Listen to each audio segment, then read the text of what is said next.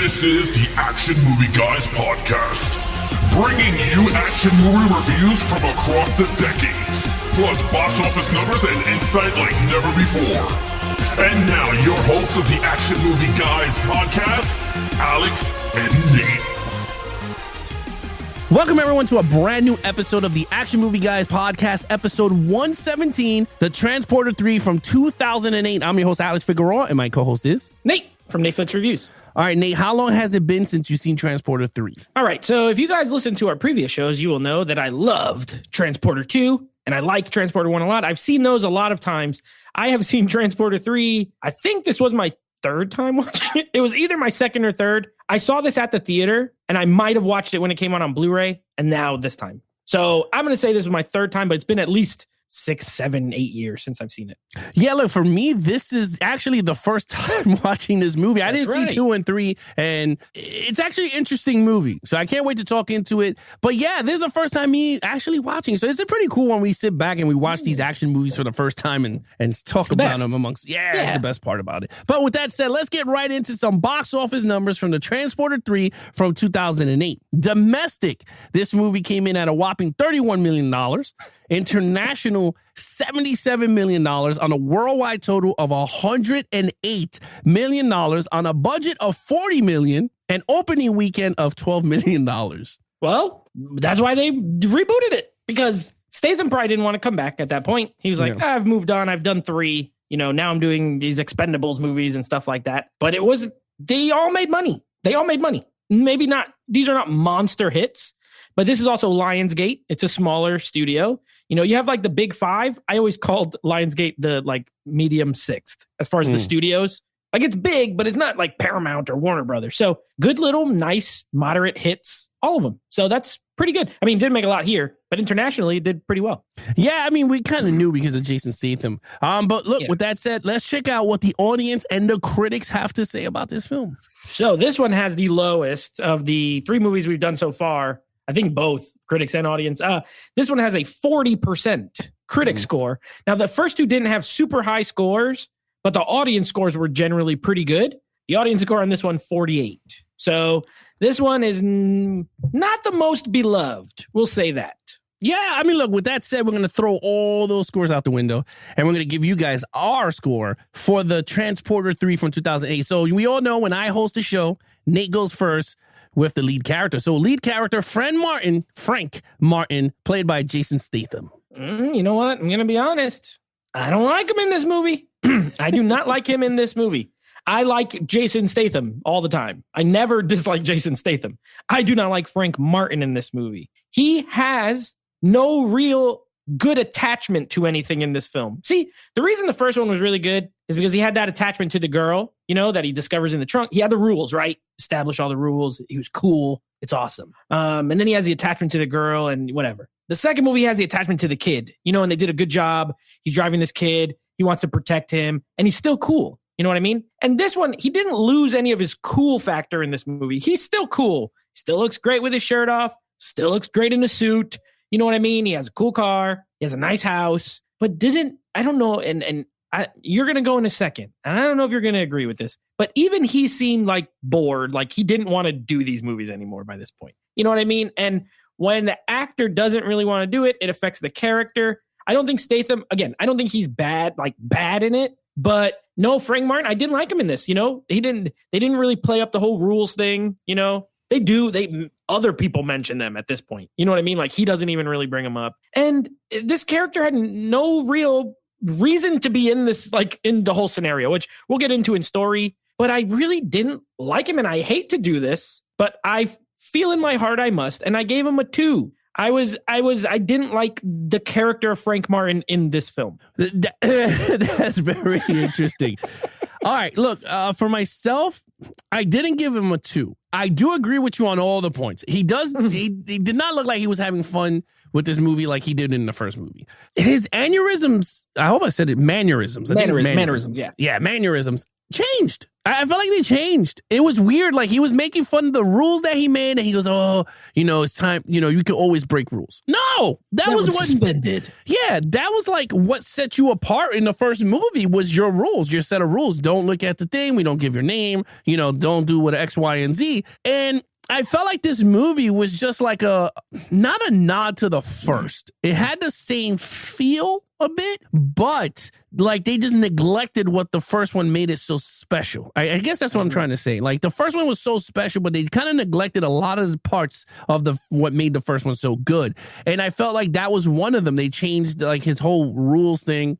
His cop friend was not annoying like he was in the second movie. He was actually really good in this movie. They toned him down a lot in this one. They did. He played the part well, his cop friend. So I thought that worked well. But yeah, man, I gave him a 3 because I kind of liked him in the action scenes. And when he talked, I mean, he was a believable character. It's not like he lost that essence of Frank Martin. So I gave him a 3 because I felt he was good in the role. He wasn't great. And he was not perfect as Frank Martin. So I deducted a few points because I had him at 4 from the first 2. Unless he was God tier at moments in the first 2 movies, and he never hit that in this movie to me. You know what I mean? Like, it was like, no, he did it. I mean, we'll talk about that in the fight sequence. But with that said, let's get to the main villain. So the main villain is, I forget the actor's name, Robert. I don't know how to pronounce it. I don't know if it's Nepper or Knepper, whatever. It's something like that. I didn't like him. There's not a lot in this movie. I'm going to just spoiler alert here. There's not a lot in this movie that I like. He was fine, I guess. He was there. It's, this movie, his whole thing is very convoluted. Like what he's trying to do, especially early on. It's like, what is he trying to do? What is he trying to do? And why is he doing it this way? You know what I mean? Like, for example, he's the main villain, right? And he comes through. And he's trying to, early on, he's trying to get Frank Martin to do the job for him to drive this girl. He doesn't want to take it. He recommends a friend, okay? And his friend is terrible, apparently. He's like, the guy he recommends is like a horrible transporter and crashes through his house, right? And then later in the movie, then he gets Frank Martin to do it by pretty much like knocking him out and hooking this bracelet that explodes onto him, okay? And he's like, oh, I need you to drive it, whatever. Okay. He's driving the girl. And then there's a moment where they stop at this German dude's house, like his garage, to take off the bracelets. And the guy's like, oh, he's gone off course. And the bad guy's like, well, get him back on course. And 50 guys show up. And in my head right then, I'm like, why didn't he just have these 50 guys transport this girl? You know what I mean? And this ties back to why Frank Martin, and I know it ties to story, but my point is, as a villain, I just felt he was fairly inept. I didn't, his plans didn't really seem that good. He's just a guy in a room for most of the movie. You know what I mean? Like watching from computer screens. He's not very threatening, in my opinion. I gave also him a 2. All right. Well, his name is Johnson, which was weird. Johnson. Spanish what a name. Guy. Johnson. Yeah. So Johnson, he was a weird villain. Between him and the Spanish version, the ripoff of Benicio del Toro in part 2. Yeah. They both had the same character style, right? Like they both told people what to do, right? He was controlling the situation, right? The entire thing, Frank put the, code 215, whatever, and then it gives him the course to where to go. And did he fight him? Yeah, he fought him. Was he menacing? No, he was not. And that's the thing. I felt like with this character, I mean, he was good. I'm not going to say he was great, but he was good. He was a villain, but he was better than the first guy in the first movie as a villain. I agree with that. I thought he was way better. So with that, I gave him a 3. I thought in terms of a typical villain, I think he had everything there laid out. I just think they didn't put the right poise or whatever they didn't give him the right notes to finish him out or flesh him out. And I agree with the point about the villain in 2. They're similar. The reason I like the guy in 2 better is he has this, and the whole movie has this over the top quality that, this guy doesn't have. This is more in tone. I think it was what you were trying to explain. Yeah. This one in tone is way more like the Transporter 1 than it is Transporter 2. That one's way more goofy and cheesy. This one is accidentally cheesy, but it's trying to be more like 1, right? So I think that's what you're explaining. Yeah. Action scenes. Yeah. So the action scenes are fine. They're fine. They're fine. The action is never the problem in a Transporter movie, in my opinion. If there's things wrong, it's not there. Jason Statham's still good in the fights. I think they overdo at this point now, they've reached the point of overdoing the like 1 versus 10 guys fight that happens in all these movies. The first one, he had the the oil and all that kind of stuff, and it was cool, right? And then the second movie, at least they try to differentiate it because he had like in the house, he had all the tools and the pipes and the hose and all that. And this one, he literally just punch and kicks. There's nothing. He uses his jacket at one point to like, slip out or whatever. Statham's good in the action scenes. He's always good in the action scenes. We love him on this podcast. I don't think we really ever talk bad about him. He looks great in the action scenes. He does his own fights, which is admirable. So the action scenes are good, but that's all they are. They're good. And they're horribly edited. Absolutely. I counted at one point, Alex. I was sitting there watching this movie. I said, I want to see how many cuts there are in this like 3-second span. And it was 7 cuts. When you cut something 7 times in 3 seconds is there's no reason for that. And they're filmed bad. That's my problem with them. The actual, what's happening in them is fine. And then there's the corny part with the car when it's like driving sideways and stuff like that's like, okay, now physics is coming into it and it's not good. So I give it a 3. I give that a 3 only because I like Statham. The action scenes are fine. I just wish they were filmed differently. They're just chopped to hell. And I hate that. I agree.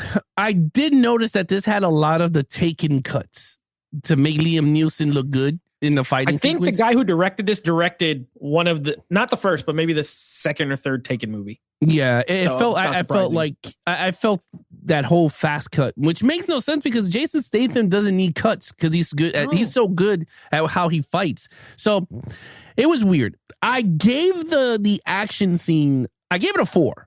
I liked it. I felt like it was more martial arts based than a random guy just fighting. Because again, Jason Statham is more martial arts for some. He's like the Van Damme we call him on this podcast. We call him our modern. So you see that, and I'm okay with it. Him in the garage felt so weird because it felt so choreographed. It didn't look natural. It was like you got 20 dudes, and you mean to tell me these 20 dudes are not going to bum rush this guy at one time? But no, they all took their time to fight this guy, which made no damn sense. Classic. Yeah, classic. So I thought that was cool. The driving sequences, again, was always fun. I always thought the transporter, that's the bread and butter of the transporter, is the driving sequences, him getting out of situations. But the problem is that I could allow the whole him on 2 wheels going between trucks with like 007 because we've seen it in 24 films that his car, like he could do it. He's a spy. Yeah. With the transporter, I can't allow that disbelief because we never got that in the first movie. The first movie was a normal transport. He's a guy. He didn't do all these like him doing stupidity stuff. Like I don't mind the whole license plate flipping and all that. That's normal spy stuff, right? Like that's cool. When you take this whole thing and then all of a sudden you're driving backwards, which I was like, okay, that's cool. But then all of a sudden his car's in a 2 and then he goes between 2 trucks, and I'm like, this is not what we signed up for in the transporter movie. So that deducted some points on that. Then when he drives, like for some reason, and we're going to talk about this in the story, but he drives this car. First of all, the car was underwater for like God knows what. The water filled up the engine. The car turns on and he can still drive it like normal. Granted, you see him tinkering with it, but still blew on it and all the water came out. Yeah. The engine block is filled with water. Come on, let's just be honest with this. It's not an underwater car. But anyway, that happens. He drives the car off a bridge on top of a train moving. Stops perfect. I mean, the car just like a perfect stop. Had no tunnels coming around, so it can't knock the car out of the way. And to me, that's where I was like, I understand what you were talking about because you said, oh, the next movie was going to be more ridiculous. And that is ridiculous. And again, if it was a 007 movie, I would have said, you know what? I'm going to wipe my hand clean because he will do something like that. Takes his Aston Martin and dump it on top of a car, hit a button, and the tires will become magnetic and it will seal into the train so it can't move. My man just put the damn thing on park, on drive. he left it there on park. And I'm like, wait a minute, the wind velocity will knock this car out. But look, with that said, I gave it a 4 because I was kind of entertained with all that. But, there's one thing that's very, very important when it comes to these scenes and this movie and these movies, and that is the tone. Again, I go back to it. The tone of the movie that is set determines what you can and cannot do, in my opinion, with a lot of these action scenes. Number 2 has some of the stupidest stuff in it. He flips the car over and takes a bomb off with a hook. The girl shoots a helicopter with a gun. The difference is that movie sets you up for that stuff just by the tone of the movie, just by the way it's starts. This one plays like dead serious. You know, like when the movie starts, there's no over the top humor, or even the way like the second movie. If you remember, the second movie is like all orange, very sun drenched, very Miami, it had a vibe to it that it may not work for everybody, but at least it's consistent. This movie, it wanted to like do the same stupid stuff, but it wanted to have like a serious tone like the first movie, and it didn't work. You know, you can't be a serious action film and then have this stuff that you're talking about that's so ridiculous that it doesn't work, in my opinion. So I agree with you. All right, storyline. Not good. I don't like this movie. I don't really like this movie. I hate the girl in this movie. First of all, I know we didn't really mention her in any other parts. I love the girl in the first movie. She's great. She's very sweet. You want her to live. You agree with her plight. You know what I mean? Like, you're like, yeah, dang, go. There's not really there's the mom in the second movie and she's hot, but you know, she doesn't really have like a big arc. But this one, she's like a main character and I don't like her. Valentina or whatever. I'm not a fan. I never liked her. I never got their dynamic. It just didn't make any sense to me. You know, it's just too, again, I said it with the villain earlier. It's too convoluted for this kind of movie. This should be very easy. This should be very simple. And the way they try to set this up, you know, like early with the boat, with like the mysterious, you remember in the boat in the beginning, and they find that like vat of toxic waste or whatever, and it like makes them all die and stuff like that. And they don't revisit any of that for like so long that you forget it even happened. And then when you're watching it, you're like, well, why did that happen? But because they take so long to explain it, I think it's poorly written. And I know this was written by Luc Besson and I think Robert Mark Kamen. And they worked on all 3. But I don't know. This felt like just a different movie than the other ones. And I don't really like it. I gave the story a 2. I'm not a fan. Storyline. I agree with you. This storyline. All right, let's just do it this way. The storyline felt like 2 different movies. Okay. The first movie, we had this toxic Avenger type thing in the suitcase. And then all of a sudden, in a dome. And I was like, what the hell are we watching? It did not feel like a transporter movie. I'm just going to be honest with you. It started off with no transporter at all. It was just a boat. And I'm like, yo, this is like straight out of a Lethal Weapon movie. Or I don't know what we're watching here. It did not work for me. I'm going to be 100% with that. I did not know what the hell we were watching. Then we got to the Frank Martin, right? He's fishing with his friend, which I was like, okay, that's cool. Yeah, but while he's talking, Malcolm, which is his friend, is doing all the car scenes. So you can see when they're talking and everything's the action sequence. And I felt like it did not work. To me, it didn't work. Then he crashes into his house, which I was just like, I guess it was sheer luck, because if he was sitting on the couch, he would just got ran over. So I was like, okay. So he moves to get his phone. He crashes into the car. Then there's this, and this is where I think the movie had potential. I love the device. If he gets away from the car, it explodes. 75 feet, I believe, 25 will activate. Yeah. I thought that was genius. I said, yo, this is actually pretty good. But they never took advantage of it. They never did. Like, it never did. Which I was like, man, you could have had a great... And I was thinking to my head, like, man, the action sequences that I would have wrote alone with that whole topic of him with the gotta be 75 feet. I'm like, you could do so much with that. And we never got it. Because the whole movie, he's in the car. So it's like, damn, what happened if there was a cool sequence that, yeah, you did have the guy take the car and trying to blow him up, but it would have been cool if he was driving another car and he's like, you know what I mean? Like, they having a side-to-side driving. That was one of the best parts as far as the action. Like, I like that because there's suspense to it. You know what I mean? Like, they could have done so much suspense, like, oh, shoot, the car's getting away again. Or, oh, no, he's getting too far, or this or that. You're right. I agree with you 100%. Like, imagine if, let's say they take his car, right? And he gets in on another car and he's driving against his car so he could keep up with the 75 feet. And he does some ridiculous thing to jump into the car. You would have been more entertained with that. Going, sheesh, that is pretty cool. I felt like the action scene, him riding a bike, to me didn't work because it's like, dude, this car would have outpaced you 2 seconds ago. Like, it didn't work for, and then he was doing bike tricks. Like, if my man was in BMX. So anyway, long story short, I did not feel him and the girl. The girl was annoying. I'm sorry. She was annoying. He's like, get in the car. She's all I'm gonna take pills and oh my god. And she has to go pee. And then she pees because it's 75 feet in the store. I would have been like, yo, girl, get out of here. It's so gross. Anyway, she pees in I just felt like it was so much potential, man.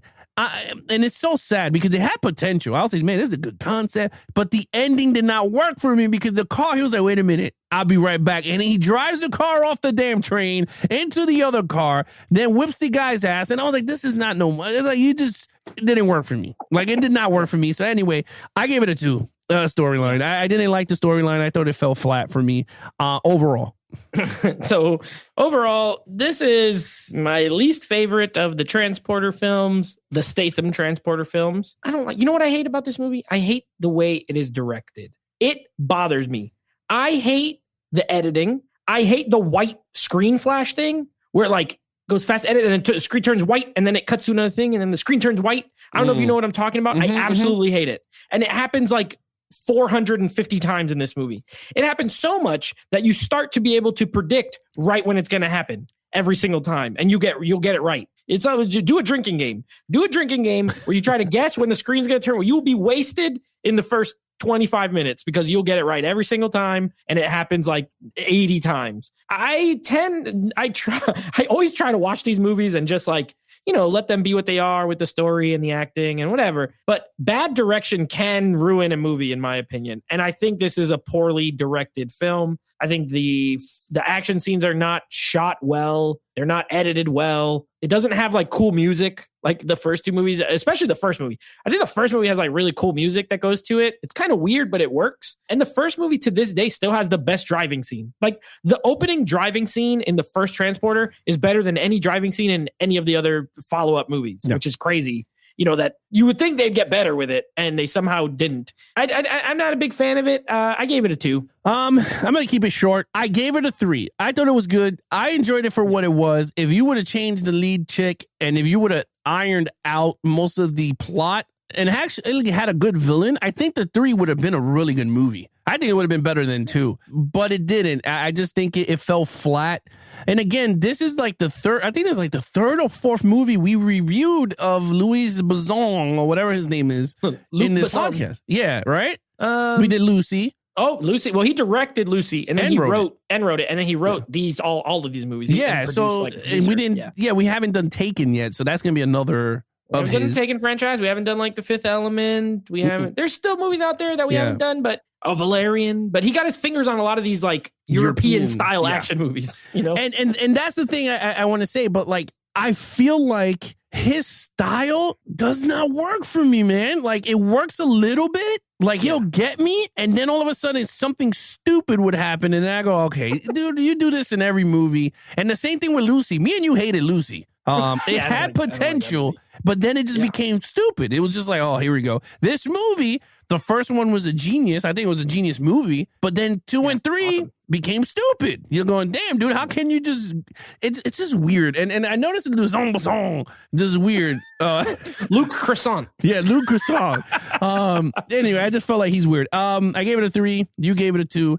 Total points. That's an 11 for me. It's low, but you know, it felt, and this movie's an hour and 40 minutes and it feels like it's 2 hours and 40 minutes. Like it just, this should not be paced this way. It shouldn't feel so long. The appeal of the first 2 movies is they're like 90 minutes and less. The second movie's less than 90 minutes. This is the longest one. Why is this one so long? And it's only 10, 15 minutes longer and you feel it. I don't like it. 11 out of 25. I gave it a 15. I thought the action sequences were good. And then I gave it 3. So that's the only reason why it was up. You gave me mostly 2s on your scores. Yeah, look, other than that, that's pretty much it. That's our Transporter 3 review. Nate, tell everyone what's coming up.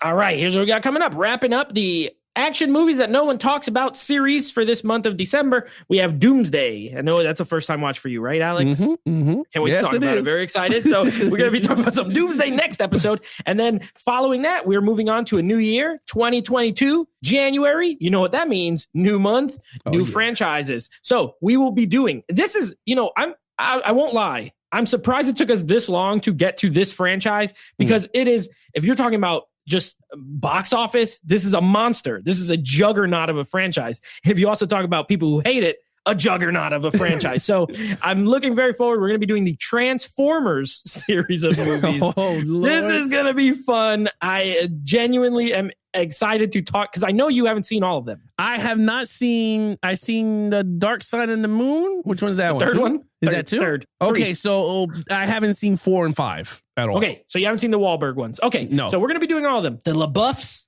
and the Wahlberg ones. We'll be doing all of those. Okay. And then our new month, our other month, speaking of, this is Mark Wahlberg month. And I love me some Mark Wahlberg action films. I'm not going to lie.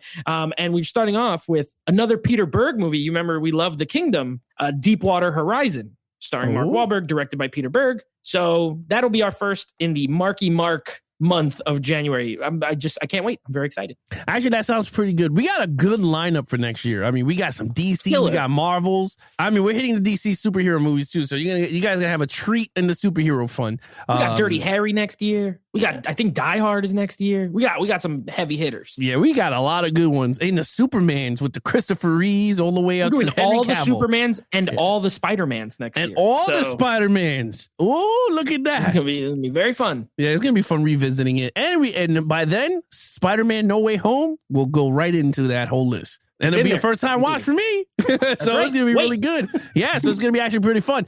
All right, guys, if you guys want to follow us on our social media account, please follow Nate over on Instagram at NateFlix Reviews. Check out the podcast with him and his friends called NateFlix Movie Reviews. Anything action movie, guys, please go to www.youtube.com/levelsofgeeks for our video version, or subscribe to our audio version on Apple Podcasts, Stitcher, anywhere you listen to your podcast on. Search for Action Movie Guys. And of course, if you guys want to follow Levels of Geeks, you go head over to Twitter at Levels of Geeks. That's where I put a lot of our stuff up. But other than that, I'm your host, Alex Figueroa, and that is Nate from NateFlix Reviews. Be awesome to each other and geek out.